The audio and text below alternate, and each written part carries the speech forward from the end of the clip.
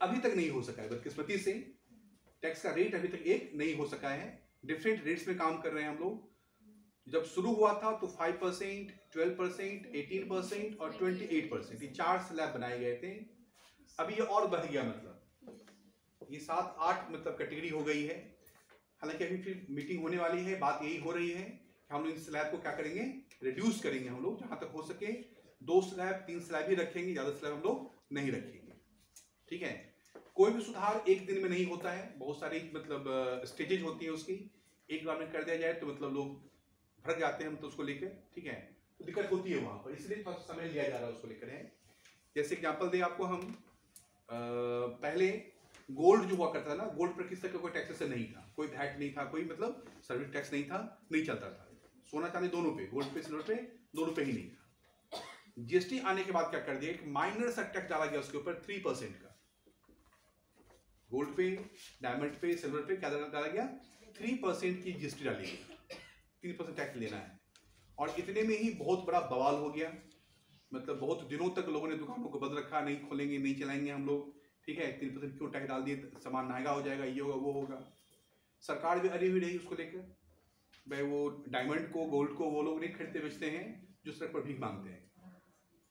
तो लोग ऐसे सामान का रेट जो होता है वो बढ़ के मतलब 10% बढ़ जाता हो, 15% बढ़ता हो तो कोई दिक्कत नहीं होती, लोग खरीद ही रहे होते हैं।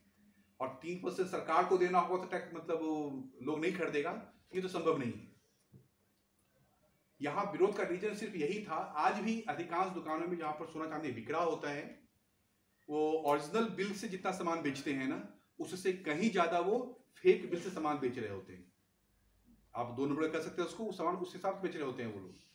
पूरी टैक्स तो आप भी सरकार को नहीं दे रहे हैं, लेकिन एटलीस्ट जब 3% वाली कहानी आ गई सामने में कितना आपको देना है, तो उनका बहुत सारा बिजनेस अब पक्के में आ गया। अब उनकी मजबूरी है, उनको बहुत कुछ पक्के में करना पड़ेगा। अगर कोई मतलब ये कह ले कि आदमी, हम बात करते तनिष्क की सामान लीजिए, यहाँ बात करें रिलायंस ज्वेलरी की, अगर हम, तब उनके तो संभव ही नहीं है कि अपने सामान जो है सो कहीं 2 नंबर से बेच सकते हैं, उनको सारा सामान 1 नंबर से ही बेचना होगा, ठीक है ना। तो उनकी मजबूरी है। ऐसे लोगों ने खास कर दबाव बनाया था कि टैक्स का कुछ ना कुछ टैक्स होना चाहिए, 1% क्यों नहीं हो। जब वो लोग इसको ये करने लगे और लोगों को अवेयर किया जाएगा, बिल लीजिए, हर सामान क्या कीजिए आप बिल लीजिए, दुकानदार से बिल मांगेंगे, बोले 3% बढ़ जाएगा, बढ़ने कोई दिक्कत नहीं, हमको बिल चाहिए। लेकिन आपको बिल देने के चक्कर में उसको उस सामान की बिक्री को, जैसे बिक्री को पक्का करेगा वो, उसको परचेज पक्का करना पड़ेगा। फिर तो जहां से खरीद कर लाया था वहां क्या बोलेगा, पक्का बिल दो, वो अगले बोलेगा पक्का बिल दो।